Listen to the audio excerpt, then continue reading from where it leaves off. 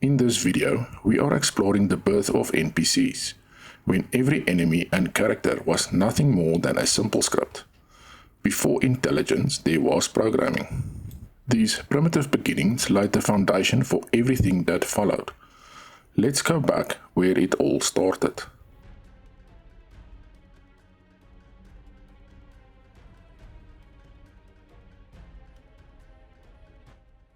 The late 1970s and early 1980s marked the dawn of commercial video games. With severe hardware limitations, developers had to be incredibly resourceful. In Space Invaders, released in 1978, the alien enemies moved in a predictable pattern: left to right, down a row, and repeat. This was not AI. It was just a handful of instructions repeating forever. As games moved into homes, NPCs took on more functional roles, giving quests, selling items, or providing hints. But they were not living in the world. Talk to a character twice, and they would say the exact same thing word for word. Scripted NPCs were clever illusions, but they could not think or adapt.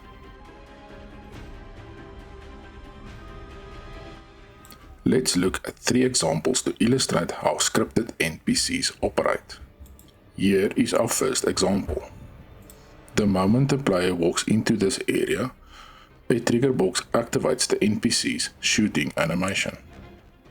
There is no decision making here.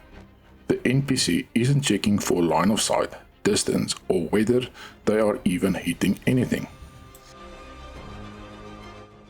It is just a binary switch. Player enters, the NPC shoots. The player leaves, the NPC stops shooting. Now we are adding some destructible cover.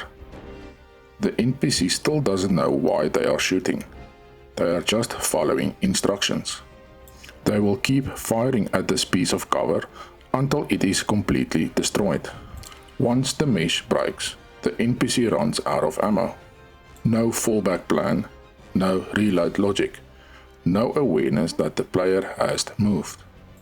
This demo shows how scripting can appear dynamic, but underneath, it is still just cause and effect. Our final demo scales things up.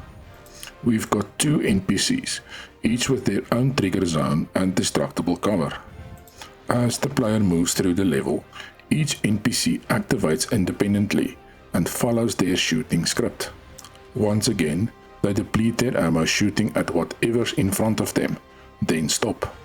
The illusion of strategy is stronger here, but there is still no real thought process. No coordination, no adaptation. Everything you see here is predefined.